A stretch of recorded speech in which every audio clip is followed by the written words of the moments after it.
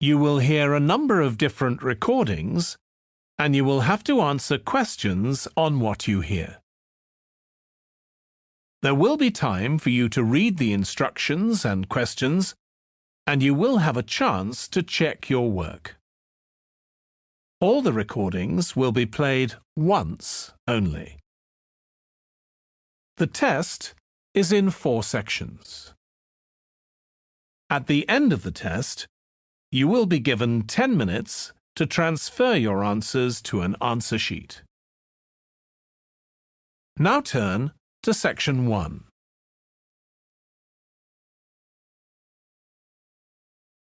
Section 1. You will hear a woman phoning a box office to ask about a festival in the town of Kenton. First, you have some time to look at questions 1 to 5.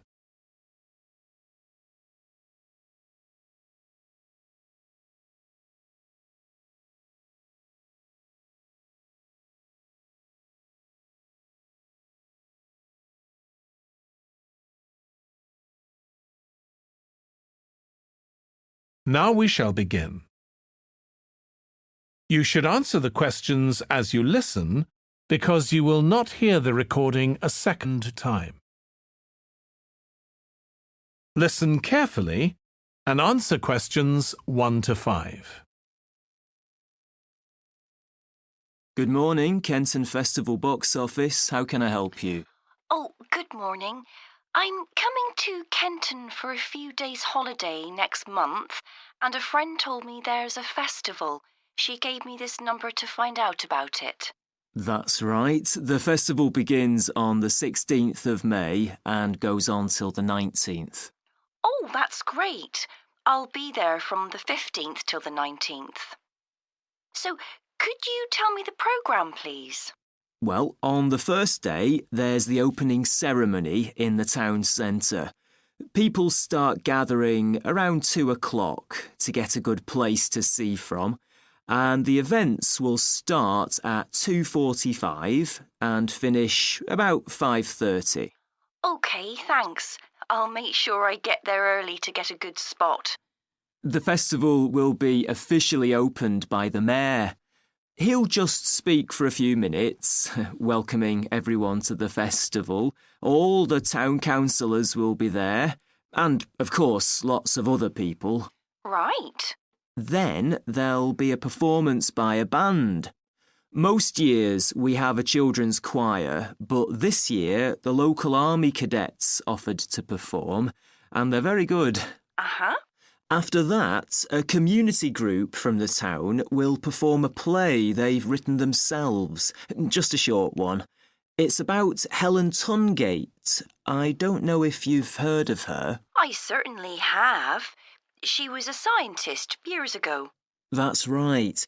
She was born in Kenton exactly 100 years ago, so we're celebrating her centenary. I'm a biologist, so I've always been interested in her. I didn't realise she came from Kenton. Yes. Well, all that will take place in the afternoon, and later, as the sun sets, there'll be a firework display. You should go to the park to watch, as you'll get the best view from there. And the display takes place on the opposite side of the river. It's always one of the most popular events in the festival. Sounds great. Before you hear the rest of the conversation, you have some time to look at questions 6 to 10.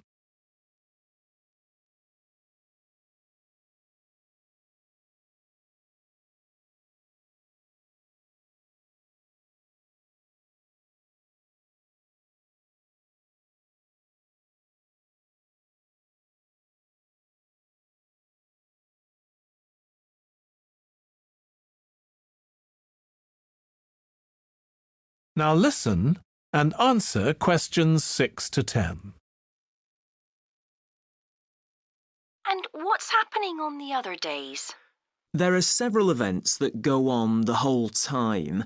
For example, the students of the art college have produced a number of videos, all connected with relationships between children and their grandparents. That sounds interesting.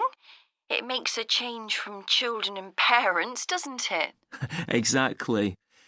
Because the art college is in use for classes throughout the festival, the videos are being shown in Handsworth House. How do you spell the name? Handsworth.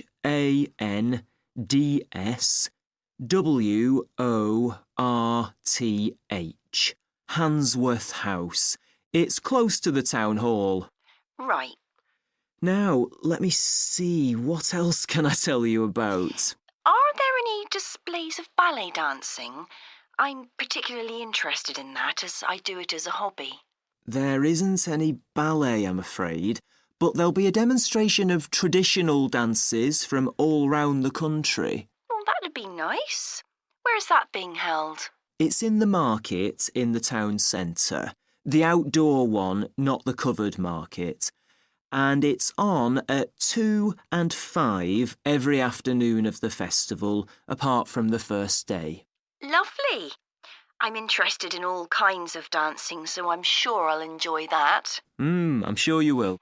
And I'd really like to go to some concerts, if there are any. Yes, there are several. 3 performed by professionals and 1 by local children. And where is it being held? It's in the library, which is in Park Street. On the 18th at 6:30 in the evening. I presume I'll need tickets for that. Yes, you can book online, or you can buy them when you arrive in Kenton, either at the festival box office or from any shops displaying our logo in the windows. Well, I think that'll keep me busy for the whole of my stay in Kenton. Thank you so much for all your help. You're welcome. I hope you enjoy your stay. Thank you. Goodbye. That is the end of section 1. You now have half a minute to check your answers.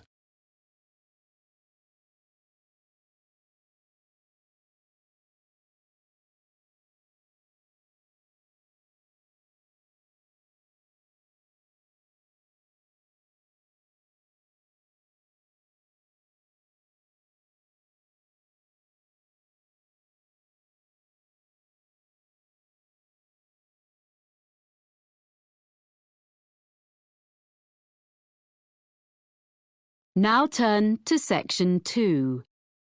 Section 2. You will hear a speaker from the hotel industry addressing a group of young people about careers with her firm. First, you have some time to look at questions 11 to 15. Pause the recording for 30 seconds.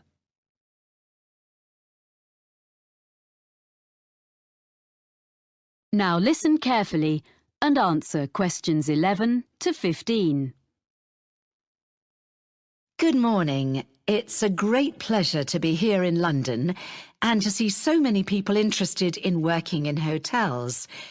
We, in the International Finest Group of Hotels, are very proud of our business, and we are always on the lookout for quality recruits in every department. Now, I'm going to outline some of the areas of work where we are currently recruiting and the essential skills or qualifications for them. Then I'll run through our recruitment procedure, OK? At the moment, we're looking for a number of people for administrative posts in different parts of the world and also some roles which involve a lot of travelling. One of our main business streams is hosting special events for other businesses. If you have good communication and organisational skills, with a good level of fluency in at least one European and one non-European language, I'd suggest you think about becoming part of the team which sets up these events for all our centres. This would mean being based full-time in our London office. The work ranges from setting up small meetings a few days ahead to organising international conferences 2 years in advance, so there's plenty of variety.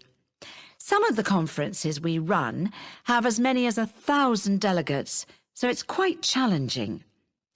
Then there are some posts available for professionals in the catering field. Chefs we can find. It seems this is a popular career choice in many parts of the world, as in the UK these days, in spite of the exacting standards.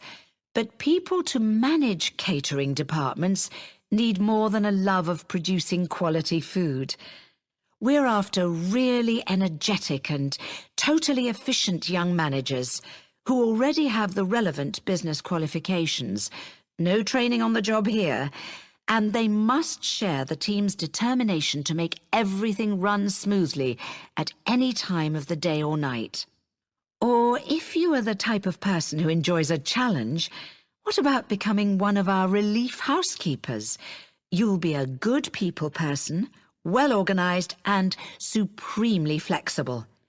As well as covering UK holidays, maternity and paternity leave, there will be times when you have to fill a key post when someone's sick, which could be anywhere in our European, Middle Eastern or Far Eastern hotels, so you must be prepared to hop on a plane at 5 minutes' notice.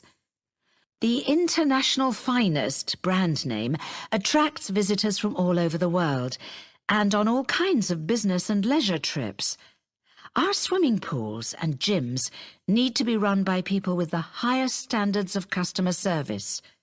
You don't have to be a great athlete, but smart appearance and a pleasant manner are necessary. A diploma in sports science would be the minimum requirement here. Lastly, I'd just like to mention that the main London office has another vacancy. Most bookings come online, especially from the Far East, for people coming to Europe. If you have fluency and some keyboard skills in, for example, Spanish or any Far Eastern languages, either having taken a degree or preferably from having lived and worked overseas, you might be just the person we're looking for to deal with email bookings and queries in the office here. A flexible attitude to working hours is also important, as you may have to come in outside normal office hours. Before you hear the rest of the talk, you have some time to look at questions 16 to 20. Pause the recording for 30 seconds.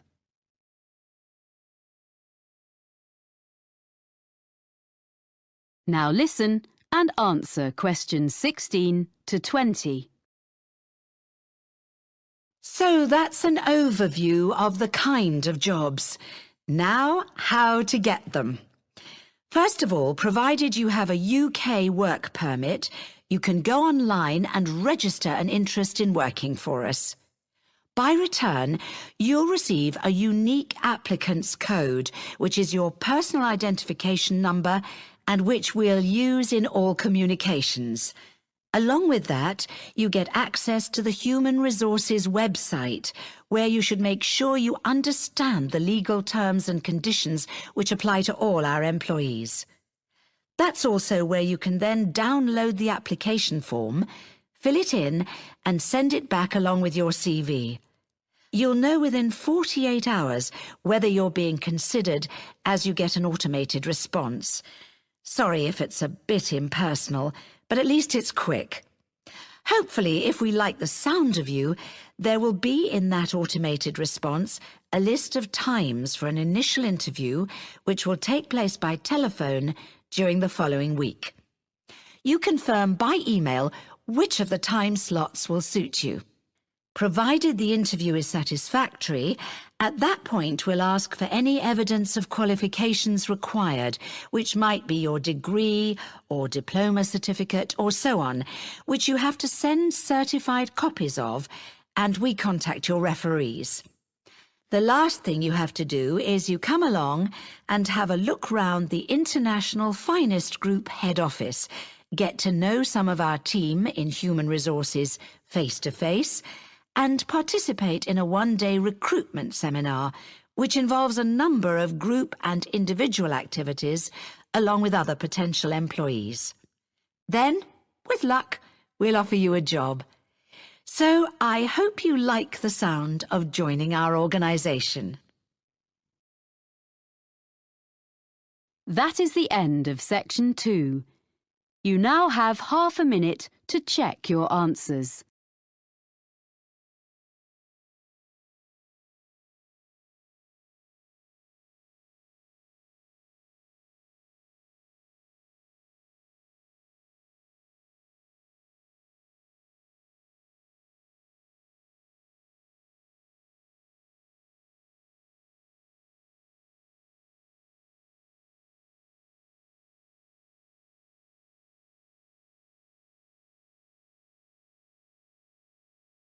Now turn to section 3.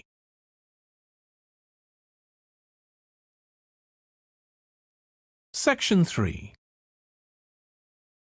You will hear James, who is in the Scandinavian Studies department at his university, talking to his tutor, Beth. First, you have some time to look at questions 21 to 25.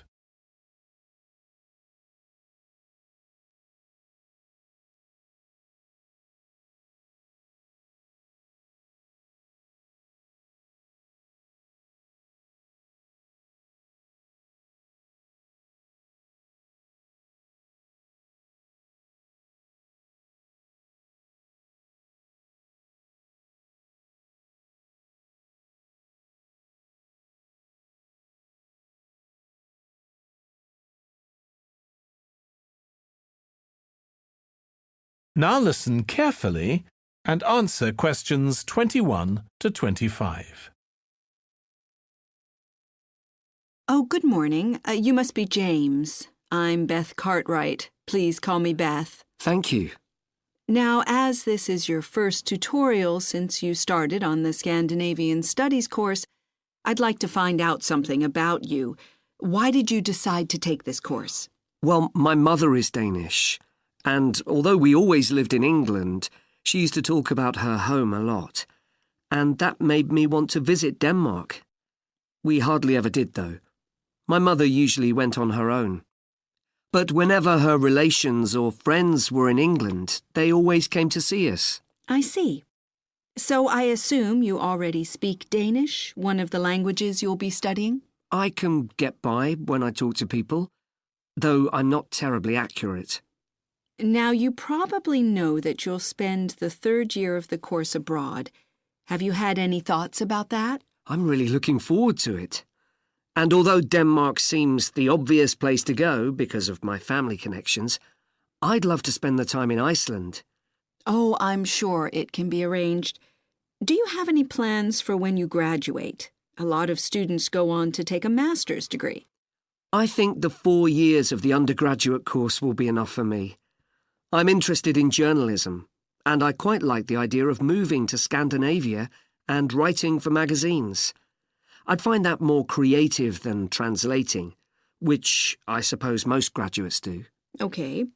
Now, how are you finding the courses you're taking this term, James? Well, I'm really enjoying the one on Swedish cinema. That'll continue next term. But the one on Scandinavian literature that's running at the moment will be replaced by more specialized courses. Oh, and by the way, if you're interested in watching Danish television programs, there's going to be a course on that the term after next. That sounds good. Have you started thinking about the literature paper that you have to write in the next few weeks? Yes, my first choice would be to do something on the Icelandic sagas. The trouble with that is that a lot of people choose that topic, and it can be difficult to get hold of the books you'll need. Why not leave that for another time? Right. You might find modern novels or 19th century playwrights interesting. I've read or seen several plays in translation, so that would be a good idea. Fine. I'll put you down for that topic. Right. So what would you advise me to aim at in the paper? First, I suggest you avoid taking one writer and going into a great deal of detail. That approach certainly has its place, but I think you first need to get an understanding of the literature in the context of the society in which it was produced, who it was written for, how it was published, and so on. I also think that's more fruitful than placing it within the history of the genre. Okay, that sounds reasonable. Before you hear the rest of the discussion, You have some time to look at questions 26 to 30.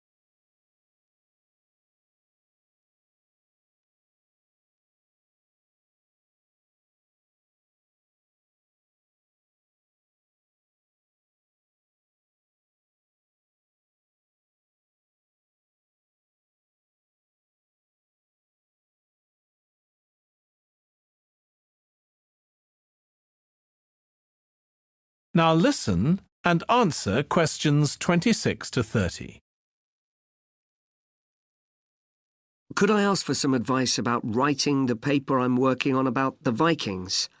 I have to do that this week, and I'm a bit stuck. Of course. Have you decided yet what to write about? No, I haven't. There's so much that seems interesting. Viking settlement in other countries, trade, mythology. Well, what I suggest is that you read an assignment a student wrote last year, which is kept in the library. It's short and well-focused, and I'm sure you'll find it helpful. I'll give you the details in a moment. Textbooks usually cover so many topics, it can be very difficult to choose just one. OK. I've got a DVD of the film about the Vikings that came out earlier this year. Should I watch that again? If it's the one I am thinking of, I'd ignore it. It's more fantasy than reality. But I've got a recording of a documentary that you should watch. It makes some interesting and provocative points, which I think will help you to focus your topic. Right. So then, should I work out an outline? Yes, just headings for different sections at this stage. And then you should start looking for suitable articles and books to draw on, and take notes which you organize according to those headings. I see. Then put short phrases and sentences as bullet points under each heading. Make sure that this skeleton makes sense and flows properly before writing up the paper in full. OK. Thanks. That's very helpful. That is the end of section 3. You now have half a minute to check your answers.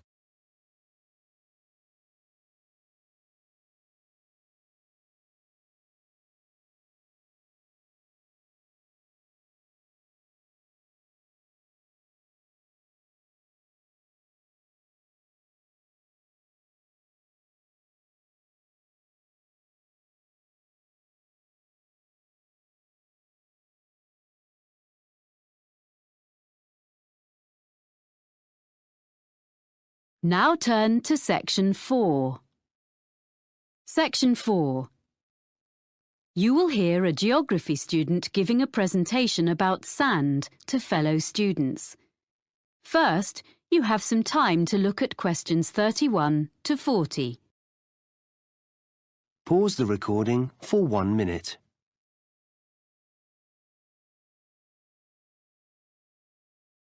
Now listen carefully and answer questions 31 to 40. First, I would like to tell you how the Argus computerized photography system has helped marine researchers.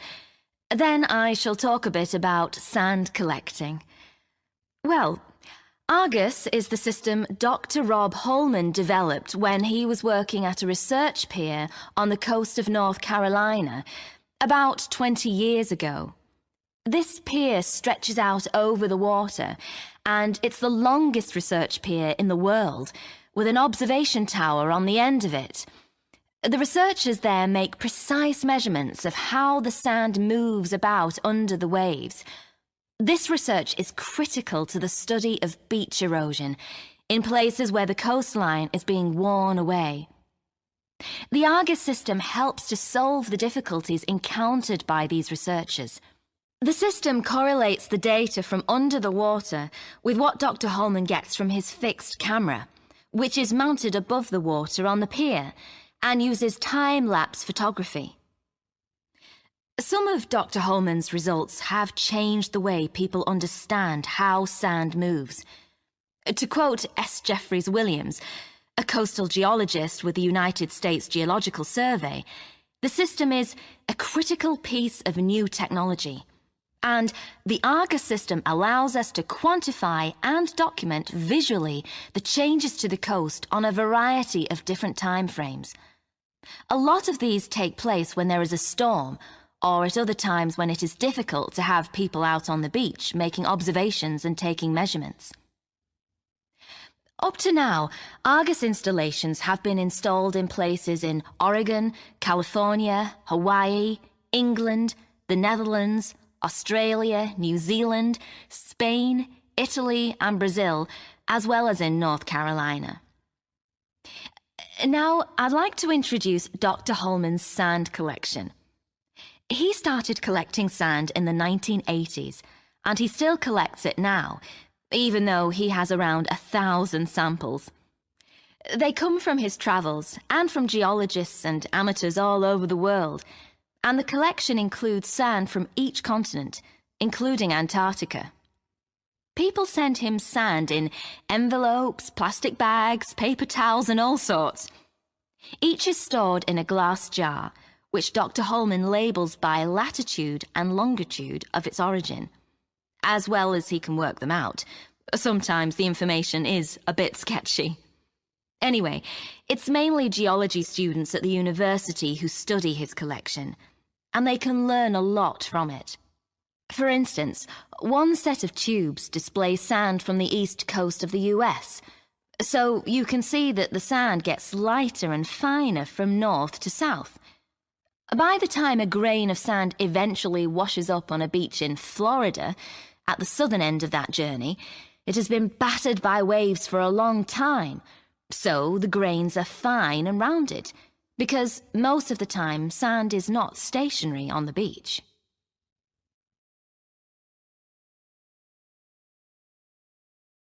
Okay, so if you'd like to collect sand and maybe even send some to Dr. Holman, how should you go about it? Well, the list of equipment is very short and easy to find, but you should keep a supply when you're travelling, as you never know when you'll come across an interesting sand sample. One really handy thing for digging sand, especially if it's hard or frozen, is a spoon. It's perfect for that. If you're travelling by air, it'll have to be plastic, but metal is preferable, as plastic tends to break. You need something to put the samples in that is damp-proof and easy to carry. You can just use plastic bags, but you need to record the location and date on the bag, so you must also have a permanent marker with you, because you can never assume you will remember where you gathered a sample from later on, and you don't want it to rub off before you get home. And that's about all you need in the field to collect sand. When you get home, your samples should be logged in a notebook or computer. You need to note the location and be really specific as to exactly whereabouts on the beach you gathered your sample, low tide mark, under cliff area, etc. Then you store your sample. You want to keep everything in good condition and avoid contamination. So first you make absolutely sure that each sample is perfectly dry. You don't need any complicated apparatus for this. You can just air it out on layers of newspaper, which is suitably absorbent. Most people find that's the best way. Then, lastly, but this is really important, before there can be any chance of confusing this latest sample with another, you put it in a clean small bag or a jar, and you must stick an identification label on straight away.